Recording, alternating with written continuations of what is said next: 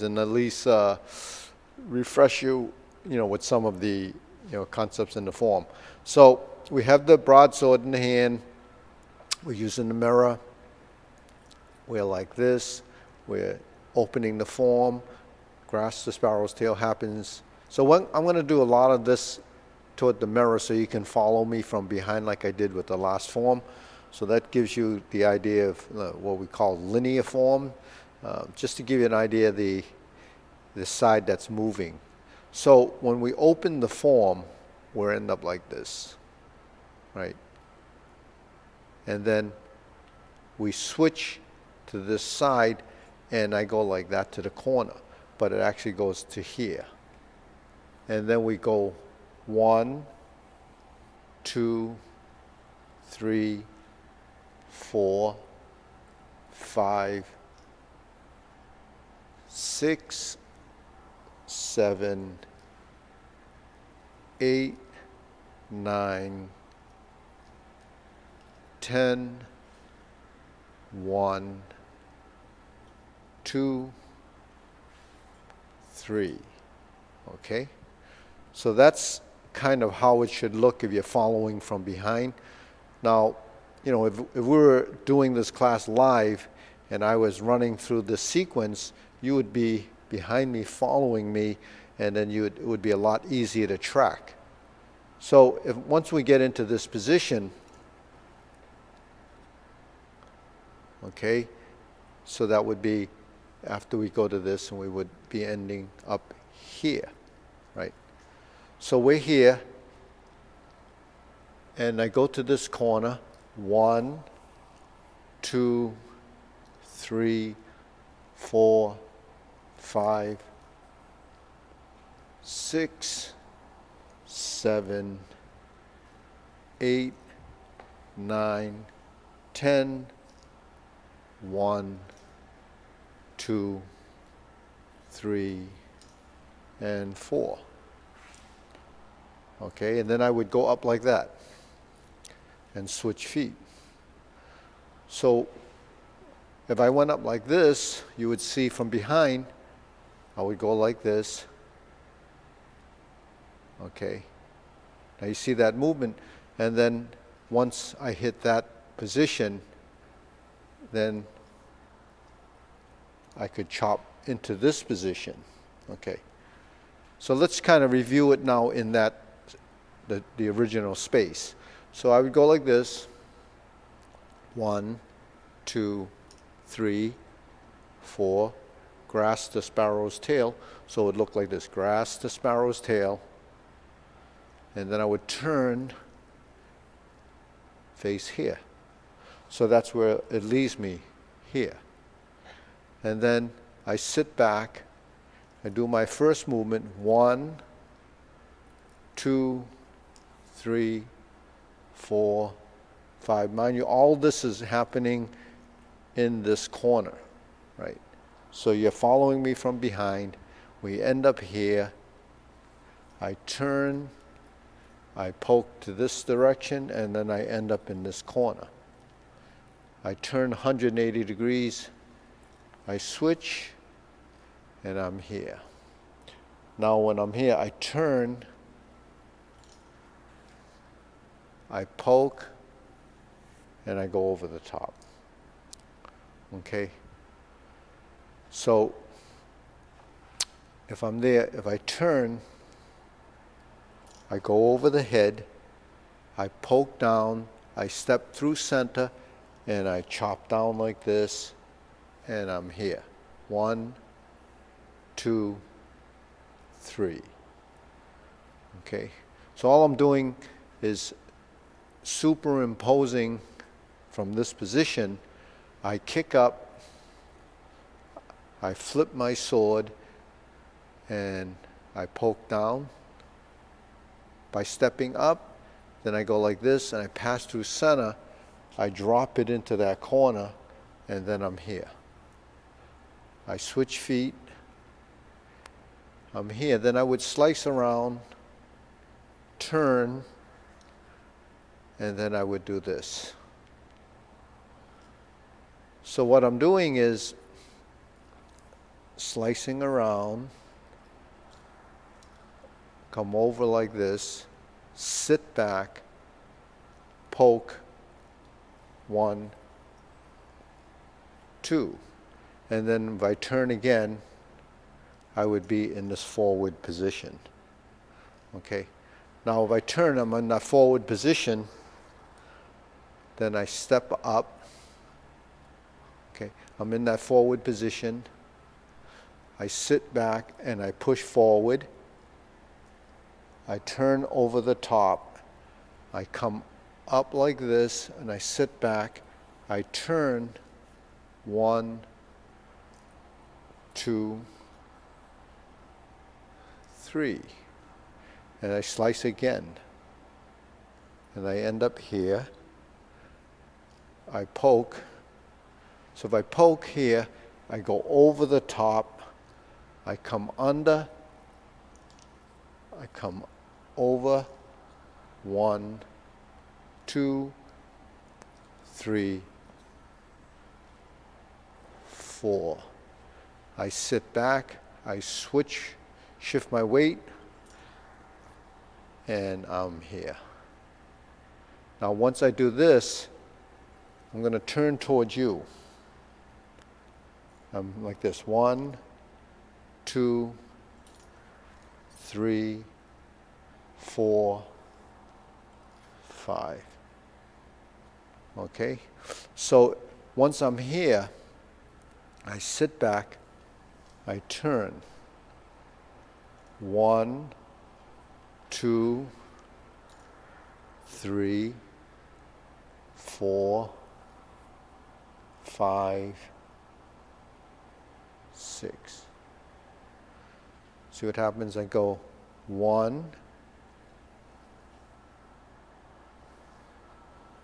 2, 3, 4, 5, 6, 7, 8. Then I would take my steps. Then I would go 1, 2, 3. 1, 2, 3. Okay, so if I turn 1, 2, 3, I'm ending up over there. Okay, so the spinning I think we're pretty familiar with, but once I end up over here, this hand goes over the top, and you go over, and then you're going to spin again. 1, 2, 3, and step forward. This goes here, and then you end up chopping to the side, and we spin again. So that sort of gives you an idea of what it's like to follow someone when you're in a live class, because it's a lot easier to know which side you're working on. So some of the movements, such as say diagonal flying, when we're here, we shift the weight, and then we're going to end up going like this. 1, 2, 3, 4. So if we did it from here, 1, 2, 3, 4 would look like that. Then we step up, then we sit back, then we step up, poke, sit back, push, chop, sit back, turn to the side, and we're here. And you would go like this. On this side it would be like this. Okay, so a lot of these movements, once you're familiar with them, then when you go in a direction, so we have this movement, it goes from here to here, and then we have this movement. And we're 1, 2, 2, 3. 1, 2, 3. Then we're here, and we just went over this. You chop down, deflect. 1, 2, 3, 4. 1. So if you here, 1, 2, 3. Then you would slice, slice, slice, chop, and poke. Then we end up here, which is here. This, 1, 2, 3. 1, 2, 3, 4. 1. We did 2, 3, 4. 1, 2, 3, 4. 1, 2, 3, 4. 1, 2, 3. 1, 2, 3, and stop. So all of those are front view positions and postures, using the mirror to see the front side, but you're following from behind, which is much easier to do, especially when you're learning the form, because the mapped out sequence is so confusing in a space like this, and you're viewing from the camera, because sometimes it's mirror image, sometimes it's from behind, sometimes it's from the side, and you have these oblique movements that you just would get it pretty confused. So, the first thing is define sort of the sections of the form, so that when you track the movement, you start to begin to have this sort of a mapped out form, and you're knowing which side certain movements happen. So one of the things is when you practice your form, pick a front, and then you have your right side and your left side. So if this is the front, you know all the movements that kind of track in that direction and what kind of goes in that direction, and that's pretty helpful when you're first learning it, because then like in that side, say grasp the sparrow's tail happens there because you're opening the form, and then most of the movements start to go in that direction and in that corner, and then it kind of tracks back and forth here. So that'll give you a sense of how the form is. In fact, even the Tai Chi form, you start off facing that front, and it kind of works pretty linearly that way, and then when you veer off into the corners, you'll do the obliques and so forth. But actually in the traditional form, there's not a lot of movements on the back side of the form. So the back side being, over there. So you really don't have that many movements there other than a couple of the obliques. Now the weapon form is much different. It kind of covers those corners, but at different places. So, all right, so let's start off. We start here and we begin. And here's the front side.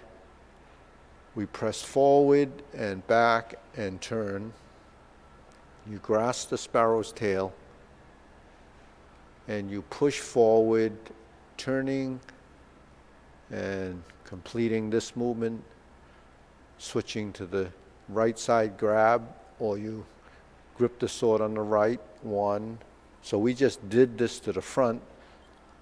2, 3, 4, 5. Chop down, and we're still back in this corner. We're moving in this direction to the corner again. Now we go to the back side. That's the rear corner. Then we turn back to this left side that we set up, and then we're going to go forward over the top, undercut, and then we're here to this single whip, and this is facing the back. And then this is going to go forward again to give us a chance to make that. So now everything is happening in this direction. So here's the linear form.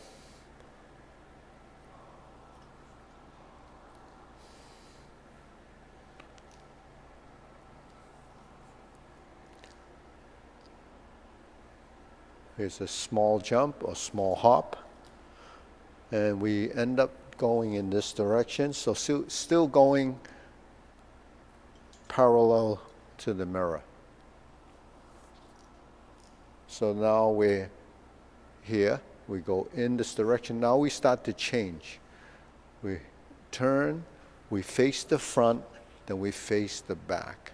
So the back movement has these movements.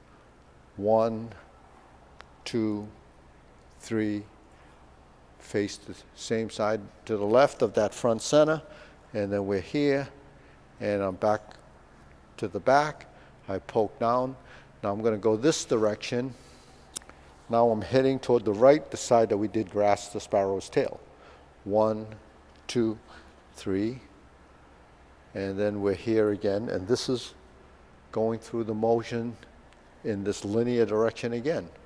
Goes to the corner, but then we're back to here. 1, 2, and everything kind of tracks in this side direction. 1, 2, 3, 4, 1, 2, 3, 4, 1, 2, 3. So you can see most of the form actually happens in this direction, parallel to the mirrors. Right? If I'm here and I go 1, 2, 3, 4, I'm going to repeat this, and you can see that I go down, I switch, and I'm here. Okay. Actually, once I go down, I'm here, and then, so we're still in this direction, and if we do one of these, then you end up here still tracking parallel to the mirror, right? So we're here, right? Diagonal flying, we're here, here, here, 1, 2. And then we go back to the original corner. 1, left hand, right hand, back to that corner, and then back to here. 1, 2, and we're still tracking in this direction. 1, 2, 3, back corner, back in this direction, and this is just like we did earlier, and we're here. And this is really back to brush knee, like the beginning, and then we're here. So this comes around, around, and here.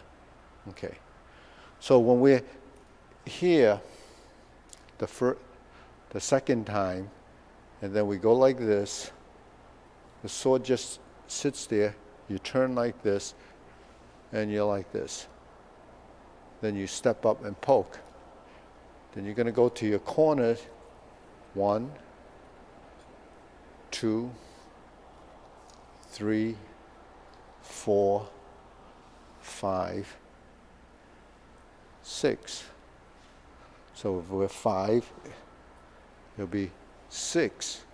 1, 2, 3, 4, 1, 2, 3. This foot kicks up and then folds. Right? Kicks up. It kicks up, in, out, down, 1, 2, 3, 4, 1, 2, 3, 4, 5. So here, 1, 2, 3, 4, 5. 1, 2, 3, 4.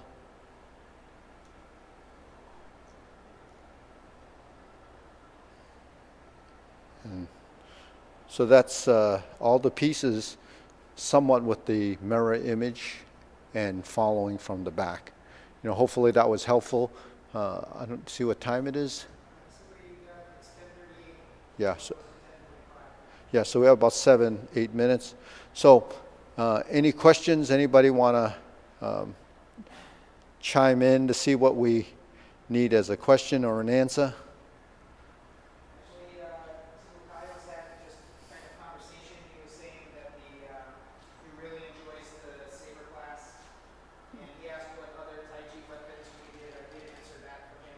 Mm-hmm. And then he says even though during the class he isn't necessarily able to follow along, or he doesn't follow along, but he really enjoys watching it because he feels like the movements from the saber class can also help his hand form and vice versa. So, So you know, we do. You know, every style has their own set of weapons. Hunga has many more of them. The Tai Chi, other than the Chen style is pretty old school as far as their origins, so they have a lot of the weapons that are similar to the Hunga weapons. But you know, when Tai Chi in itself, they only have the straight sword, the broadsword, and the spear.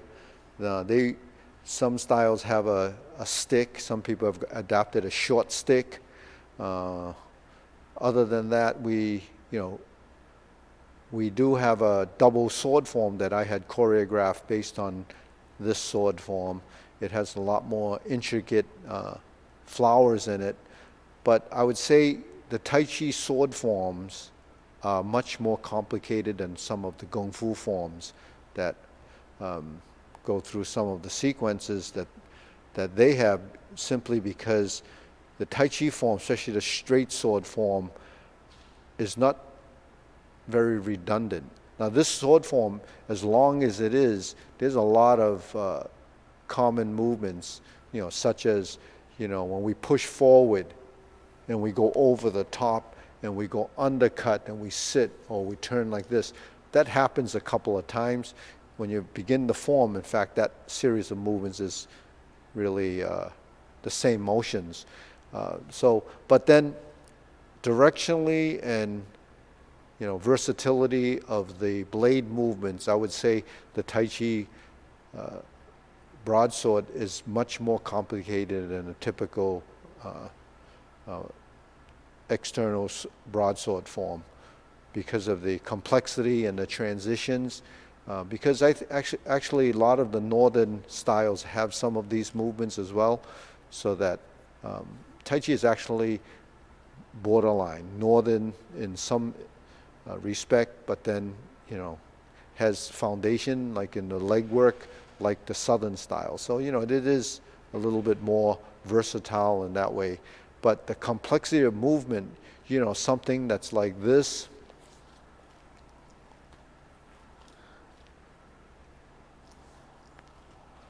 We have these in Shaolin Pakwa Do too, but the thing is, a lot of styles don't have this one. Styles don't have this one,